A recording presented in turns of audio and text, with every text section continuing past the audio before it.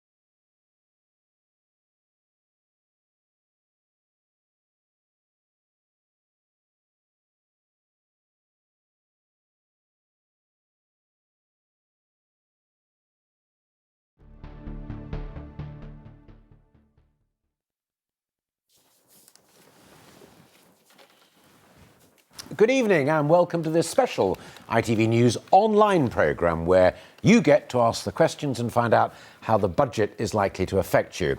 We've got a small panel of experts ready to answer your questions, whether it's about pensions, savings, benefits, or perhaps your business. We hope to be able to offer at least some of the answers. So do send us your questions right now.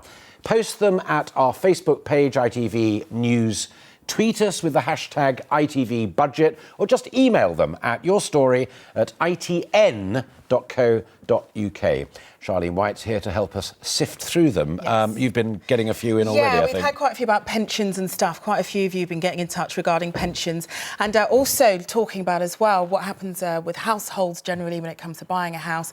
And also about that low band for tax as well, so 10,500, yeah. So those are some ideas, but here's a quick guide to the rest of what was announced today. This was his fifth budget and the penultimate one before next year's general election. The Chancellor tweeted he would deliver a budget for a resilient economy. Well,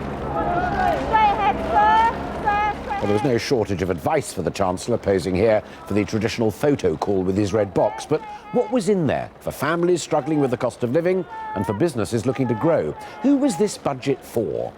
This is a budget for building a resilient economy. If you are a maker, a doer or a saver, this budget is for you. And here are the details. He gave boosts to businesses and workers. As rumoured, there was a change in the personal tax allowance, the amount you can earn before paying tax. It rises £500 to £10,500 from April next year. And the point where people pay the higher 40% tax rate has also been raised by a few £100s. Positive news for savers too. ISAs have been made simpler and more generous. You can now invest up to £15,000 a year. There's also a new pensioner bond paying a competitive interest rate. But the biggest boost was for those about to retire. A radical overhaul of pension rules. There'll be much more freedom, lower tax rates, and you'll no longer have to buy a fixed interest annuity. You'll be able to take savings out as a lump sum or draw it over a period of time. And for drinkers, reason to cheer. Beer duty was cut by 1 pence per pint, and on whisky, other spirits and cider, it was frozen. But not so for smokers. Tobacco duty will continue to rise by 2% above inflation. The planned fuel duty rise for September was scrapped. And here's one that will benefit many taking a holiday or visiting relatives far away. Air passenger duties reformed and cut for many long-haul flights. Now, despite all of those measures, Labour say people are still worse off under this government. The Chancellor spoke for nearly an hour, but he did not mention one central fact. The working people of Britain are worse off under the Tories. Well, they'll debate the measures over coming weeks, but the scene is set for the next general election, with boosts for savers and pensioners. And as I was just saying, there's some sweeteners for business too. But how's it going to affect you? To help answer those questions, I'm delighted to be joined by Claire Francis from Money Supermarket, and next to her, the tax expert Jim Meakin, who is also here. So do get in touch with those questions. Charlene said we got some already, but we want lots more. And I'm going to come straight to you, Claire, if I may, and pick up in effect on what Ed Miliband was saying there at the end. For most people, it's not going to be great news. Have you worked out who does come out of it best? Well, as you were saying in the report just then, it's savers and pensioners who are the main winners from today's budget. And to be honest, it was a really welcome surprise. The changes to the pensions and to the ISAs that we heard about today were a really well-kept secret. And obviously, these people have been really hard hit over recent years with very low interest rates, so they're getting very poor returns. So they're the main winners. But obviously, a lot of people either don't have savings or can't afford to save at the moment. And there was very little in the budget to help them. Many families have encountered lots of cuts from benefits over recent years and are struggling to make ends meet. So it will still be very tough for a lot of people. So it's people in their early 60s who should be smiling from ear to ear. Yes. Note, smiling from ear to ear. There is a flip side, though, to everything that Claire was just saying there, because it isn't suddenly opening the biscuit barrel and helping yourself. There are big tax implications for this pensions business, too. There are indeed, yes. And it's interesting, the government think that this is actually going to be a massive revenue generator. They're talking about it raising £300 million in the first year, and that increasing to up to £1.2 billion a year. So it's interesting what they're expecting that to do to behaviours. Let me just take you through that for folk who are listening. So let's say somebody's got a pension pot of £100,000, quite a big one, say, and they want to take some money out of that they've chipped into over the years with tax support, tax relief from the government. They've got to pay tax on the money that they take out. Correct. To the tune of 300 million quid a year. That's correct. As the rules stand at the moment, it's possible, in simple terms, to take 25% of the fund tax-free. In future, that will still be there, but then the balance can be taken as much or as little as people want to, and it will be taxed as part of their normal income. Whereas at present, if you try to take the balance out over and above 25%, that is taxed at a rate of 55%. Well, actually, talking about pensions, actually, I've been getting quite a few questions about this. I've got one on Twitter from Andy Kay. He says, isn't it scary to think of people having access to such a substantial amount of pension money who may well just blow it in one go? Is there support for those people? Yeah, there is. I think on the one hand it is. One of the advantages of an annuity is it guarantees that your pension will never run out and you'll get an income for life. I'll stop you right there, just purely to translate. A lot of folk listening will know what that means. An annuity is a bond that you buy with a fixed interest, and whether you live for another 2 years or 20 years, you get the same amount year after year after year. Yes, and at the moment you have to buy an annuity by the age of 75.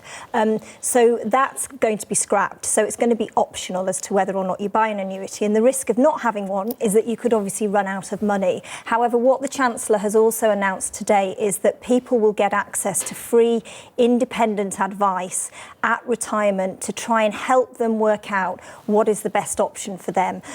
So you do need to think very carefully about this and be careful with how you spend. But obviously, the extra flexibility will be welcomed by a lot of people. No, of course. We have another question as well that's come in from Maureen Rutherford, who's contacted us on Facebook.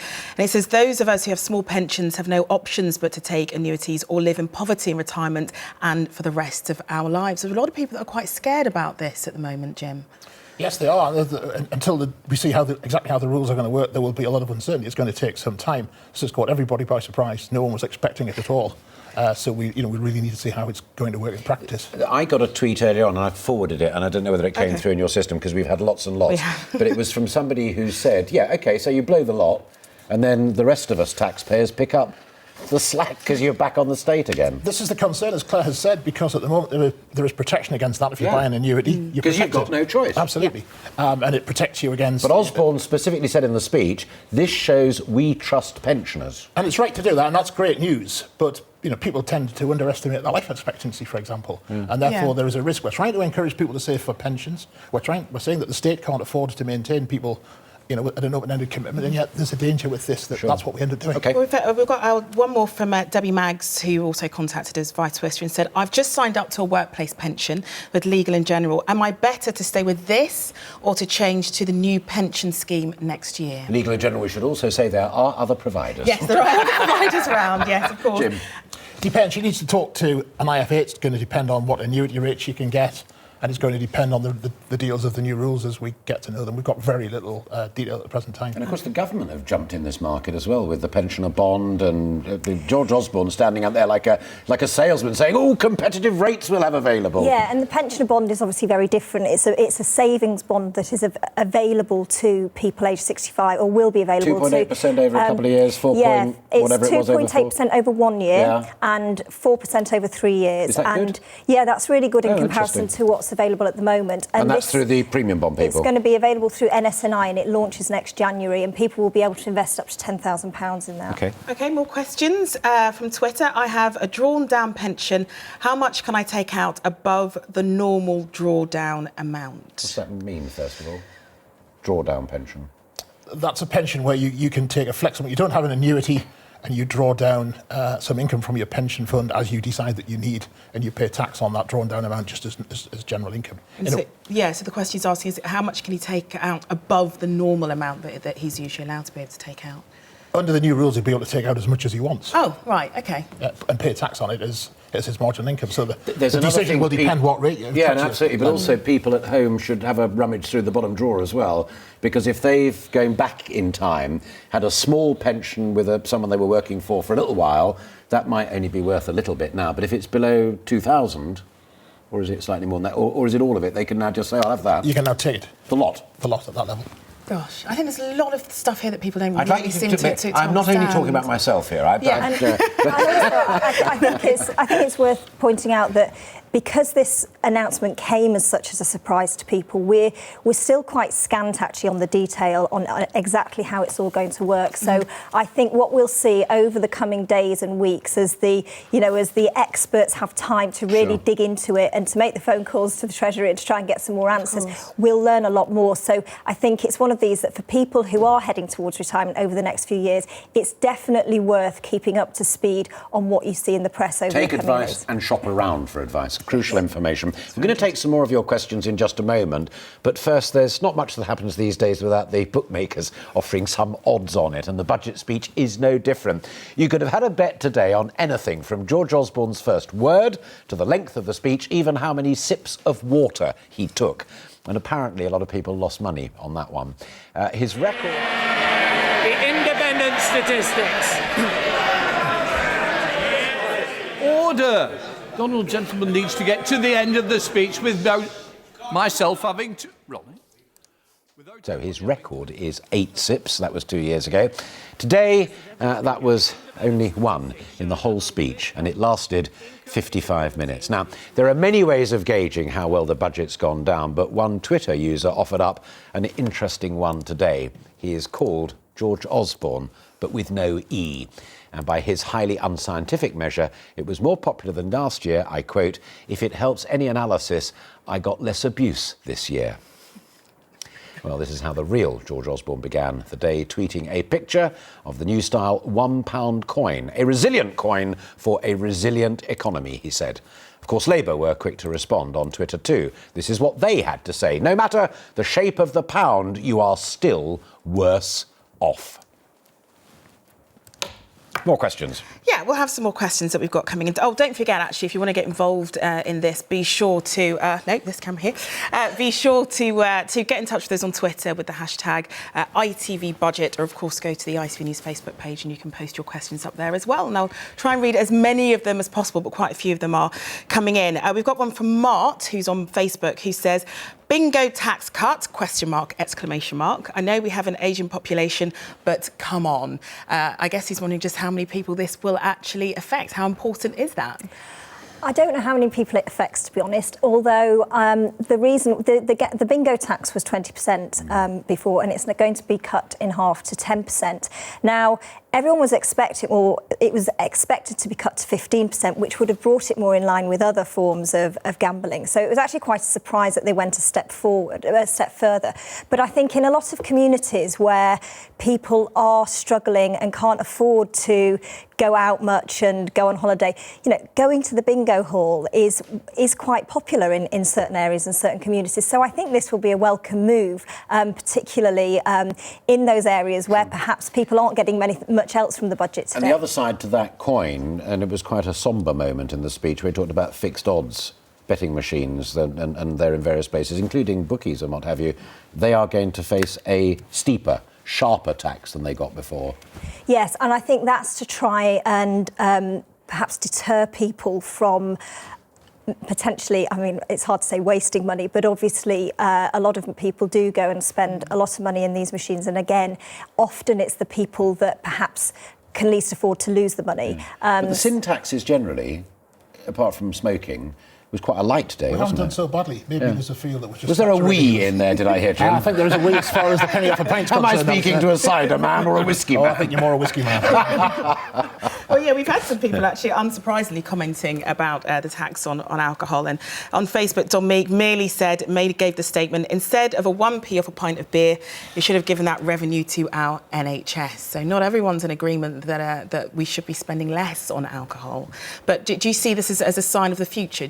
Who has this been for, firstly, regarding taking that penny off? I think it's trying to make people feel better in very difficult circumstances. The message behind the budget was there is a lot of austerity ahead and there is a lot more austerity ahead. So it's about trying to make people feel a little bit better about that. Have people commented on the increased amount that you can earn before you pay any tax? Yes, actually on Facebook. Anne Lyon got in contact and she said not much help for the poorer working people, apart from tax allowance rising. And for what that's worth, it's swallowed up in gas, electric, water, fuel, council tax and food rises. Not everyone has savings. It's been a really big row amongst the politicians, hasn't it? And Mr Osborne, from his own Tory side, under huge pressure to increase the amount of money you could earn before you start paying that higher 40p. And he said, no, I'm not going to do that. I'm still going to be doing it down at the bottom. Does that make sense from a tax efficiency point of view? It does, because it helps everybody to an extent. But I think the thing that people perhaps are missing a little bit is the fact that what is the marginal rate of tax? Well, actually, at £10,000, it's not 20%, it's 32% with national insurance. So people hit that rate very, very quickly because it's 20 plus 12. National insurance was the sin that dare not speak its name today. Absolutely. Not and it's a a word. tax. It's a tax in any other name. Yeah. And yet we might kind of manage to push it to one side and keep it off the agenda. And I think the government would probably prefer to do that. And there's not a lot you can do to save. I mean, at this level, whether it's 20 or 40 or even 45, that's a tax you pay. Yes, absolutely. Yeah, I mean, and it's based on what you earn and your income. So there's not much you can do to avoid that. OK. More of your questions in just a moment, but first we're going to head to Belfast. No, we're not. I'm telling you lies. We're going to go to Belfast in a moment. First, we're going to go to Glasgow, and we're going to join, there she is, in all of her splendour, ITV Scotland correspondent Debbie Edward. Now, George Osborne's budget, how's it gone down there? Because there was a specific mention in the middle of it, Debbie, about North Sea oil revenues. Yes, Alistair, and of course everything up here is seen through the prism of the independence referendum, but this doesn't appear to have been a budget pitched at undecided voters. However, it is a rare occasion when I can say that many Scots are tonight toasting George Osborne. His scrapping of the whisky duty escalator has been welcomed across the board, even by the SNP, who've largely criticised everything else. It means a planned 40% rise on a bottle of Scotch won't now go ahead. Another measure that has been welcomed up here is the reduction in air passenger duty. That's a tax that seemed to unfairly impact on Scotland's airports. But as you said, there was that warning shot fired by George Osborne during his speech. He said that a projected drop in offshore tax receipts was a reminder of how precarious a budget would be in an independent Scotland. Well, the SNP have highlighted his continued austerity agenda in order to deflect attention away from that one. But we haven't heard from the Scottish Government on that new pound coin. Depending on how the vote goes in September, of course, that pound coin may never be brought into circulation here in Scotland. So are Scots feeling better off as a result of today's budgets? Well, businesses here appear largely happy, but those having their dram or pint of beer tonight, well, I'm not so sure. Debbie, always a pleasure to talk to you. Thank you for finding time for us this evening. Debbie Edward there for us in Glasgow. So what about Northern Ireland that I promised earlier, then took back? I'm now going to give it back to you again. UTV's business reporter Naomi McCullum, there she is, in Belfast for us tonight. So how is the news about the business enterprise zone going down there? Well, I have to say, Alistair, expectations in Northern Ireland ahead of the budget were pretty low, and George Osborne really did live down to it. I think there's a sense here that this was a budget very aimed squarely at voters in the southeast of England. Yes, there were moves around pensions and savings, but for Northern Ireland that was really it. Apart from that one name check in the speech for Coleraine, it's getting this enterprise zone. That sounds really good in theory, but we don't know what it will mean in practice. Northern Ireland had enterprise zones in the past and they didn't do very well, so it's a wait and see from Northern Ireland. All right, Naomi, thank you very much indeed again to you as well for finding time to join us. Naomi there talking to us, Naomi McCullum in Belfast. Yeah, Do we have... Yeah, gosh, these questions are coming in quick and fast. We have What are they got most quite a few. interested in? Do you know what? It seems to be the pension, because I think it's so confusing Silver to so surfers many. rule. Well, not just that. I think there are a lot of people who are very confused about what it actually means. And I think if you're quite young and you haven't really thought about your pensions, as you should be anyway, as soon as you start working. But I think for a lot of people, there's a lot of words that are included in that they don't really understand what an annuity is, for example. I think people are just very worried that they'll have enough cash when they reach 65, 66, whatever their pension age is going to be. I mean, Sylvia on Facebook, who has a pension, said, would it be best to opt for a capped drawdown? There's that statement again, drawdown. Are there any restrictions that would prevent us, and would it be uncapped next year? I think that's one for you, Jim. Yes, until we've seen the new rules, we really don't know. As Claire has said, there is so little information around this as yet. There will no doubt be hundreds of pages of regulations, and until we have them, we don't have too many answers. We just have is this the sort of thing that's up for negotiation? Because I know they publish, is it called the Red Book, that's got all reams and reams of data and what have you. And of course, none of it's in law until it goes from being the Finance Bill to becoming the Finance Act. So the MPs will negotiate it, but do they negotiate with chaps like you as well? They consult with us on certain measures, and a lot of that has already taken place prior to the budget, but not on this particular measure. There has been, as far as I'm aware, no consultation as yet.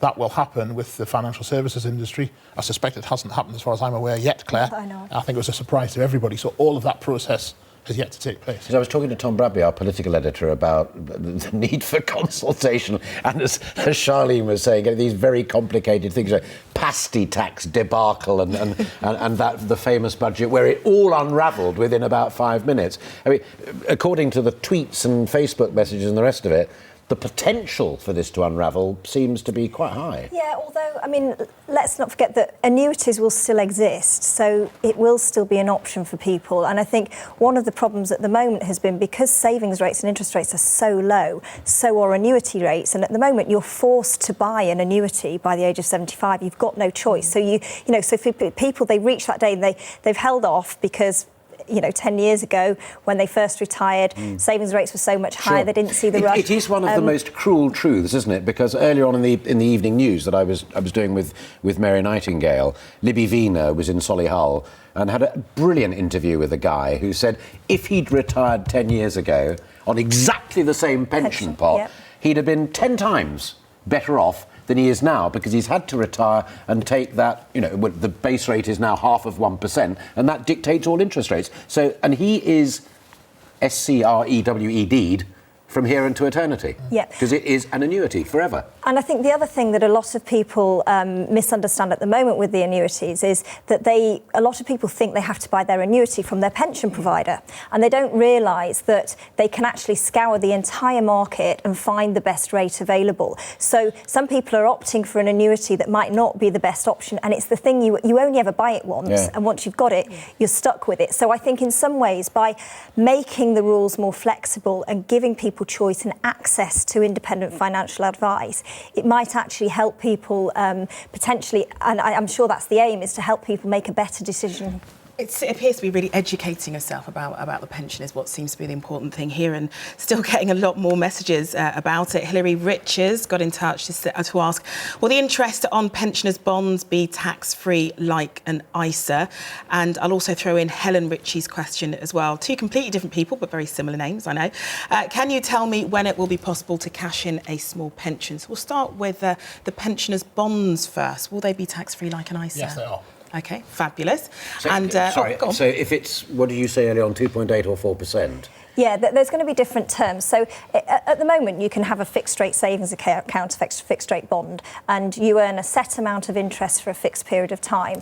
And the rate of interest you get tends to be higher for the longer time that you're prepared to tie your money in. And the pensioner bonds will work in the same way, but they'll be available from NS&I, which is the government-backed savings provider that offers premium bonds and stuff like that, and returns on them will be tax-free. But if you factor in a notional tax rate, if you bought a product from a normal commercial supplier, then that 4% in effect becomes very nearly 5% in real terms to what you banked. It's the equivalent to what you would earn within an ISA. So you can get fixed-rate ISAs. Bingo. Yeah.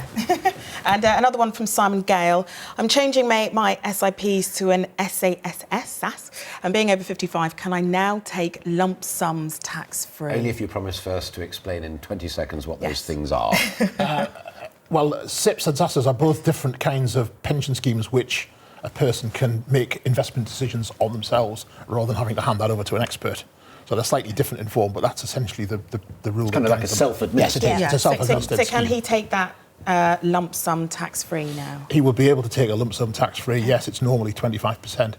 OK, so good news then for Simon. But that has always been the case. Oh, right, OK. Thanks very much, Jim. So he wasn't keeping up with what he's already got? Which kind of plays to your point. We're all sitting on stuff sometimes that we don't exactly know. I was going to say when you were talking earlier on, I know it's not really commercially sensitive, but in terms of advice and guidance, NSI, National Savings, the premium bond people and what have you, do they have a similar team of folk who can advise and guide in the same way that high street providers can? No. You kind of think of going into the post office and buying a premium bond, don't you? Yeah, no, they wouldn't. I mean, they're very much sort of online operated now, so there'll be information about the products there, but it's what we'd call a sort of an execution only service, really, where you So you still need an IFI or your bank manager or yes and no. Uncle John who knows about these things. Well, yes, although they're cash-based products, so it's not like investing in an investment such as a pension way or stocks and shares within ISAs where you're investing in the stocks market and you're taking higher risk. It's cash, so you can almost compare it with against another Anything cash you want to add? You don't have to. No, that's absolutely right. In fact, let's park it there just for the moment, because when people have spare money in their pockets, they often want to spend it. Perfectly reasonable. And the big shops were hoping that George Osborne's budget today perhaps would help boost their sales. Yesterday we were reporting on what a tough time Sainsbury's were having of it. Well, earlier we spoke to Andy Clark. He's the chief executive of the supermarket chain Asda, and we asked him if he thought George Osborne's measures went down well with his customers. Changes in taxation that affect customers and business is a positive effect, on the company. So we're pleased to see some level of tax change, but it's not in this year. These are taxation changes that are going to happen in the future. That's good to see. Directionally, it's good. But again, for people, who shop in our stores and for families around Britain, it's what they're going to see from tomorrow. I mean, it feels like a budget that it's for 2015 and beyond. And so a lot of what our customers told us that they were expecting or hoping for in this budget, there's some good directional stuff which has come through, but I think it's for 2015 up to 2018. Andy Clark from Asda. One of my favourite Trivial Pursuit bits of information is Asda stands for Associated Dairies. Not everybody knows that. You both obviously did, but there we are. I'll remember that next time. You may win a point on it. Now, Yes. he runs a very, very big business. You've been getting some tweets and questions in on smaller businesses. a lot of people who were concerned about who wasn't included in today's budget. I mean, I believe a lot of people were complaining earlier on that there wasn't that many things for younger folk. Young people didn't seem to be targeted that much. But also, we had a tweet from True Angel who said, "What a shame, no real help for small businesses." Would you say that's true, Jim? I don't think it's altogether true. I mean, firstly, there was an increase in what we call the annual investment allowance, which is an amount which businesses can invest in new plant and equipment and get tax allowances on that in the first year. The whole expenditure written off against tax. Yeah, it's doubled to £500,000. And you don't have to go all the way up to £500,000. No, you don't. You can spend any It can be amount your £5,000 or £10,000. And that was, again, a surprise. We're expecting that to be reduced. In fact, it was maintained and doubled. Remember, of course, that there are also, on much smaller businesses, breaks for national insurance contributions. There's also the relief coming in for employees aged under 21. We already have in this country a very, very attractive business tax environment, and there was a little bit to enhance that. There's a kind of escalator going downward, isn't there, on the rate of corporation tax, Yes. the principal tax that businesses pay. Does that apply to small businesses as well, or is it only for the likes of Asda? No, all businesses now pay a common rate of corporation. As we're heading towards that. From next year, it's 20%. Yeah. That's the lowest rate in the industrialised world, pretty much. So I would say that's a lot of help for businesses. Including the bloke running his bike shop that featured in the evening news. If he's running as a limited company, yes. Interesting. Right, before we go, I do want to squeeze in one more question. We've had a tweet in from Andy Wilson who says, having bought into 2 annuities, do I have the option to opt out? Or do we not quite know I that don't think we just know. yet? Okay. I would be surprised if you can, if you'll be able to, but I think we'll have to wait for the details of what all these pension reforms mean, because they're significant changes, and as we've been talking about, we just don't have the detail at the moment. Okay, so for example, if you were someone who bought one a couple of days ago, I mean, you would be annoyed if the rules If it was a couple of days ago, you usually have a cooling off period. days. So if it's very, very recent, but then say it was last month. I don't. The honest answer is I really don't know, and I think we're just going to have to wait. And I think for what people, we'll do, in all seriousness, because that is a very honest and is the right answer as far as I'm aware and being told, we'll look into it. And if we can find a slightly more definitive answer, then she'll post it. Yeah, I'll post it. Because I've done quite enough today already. You have. Can I just say to both of you, thank you so much for your time this evening. And you had no idea what those questions were going to be in precise form and dealt with them all absolutely splendidly. So I hope you'll come and do it again sometime. Thank you both very much indeed. I'm afraid that is all that we've got time for tonight. I've already said thanks to Jim and to Claire. I'll say it again because it says up there that I should say it again, and I always do what I'm told. Thank you all very much indeed for your questions, tweets and the rest of it. There will be ongoing coverage, of course, on the website all evening, and then there will be the ITV News at 10 as well. But for now, from my two guests and also from Charlene here as well, a very good evening to you. Bye-bye. Good evening.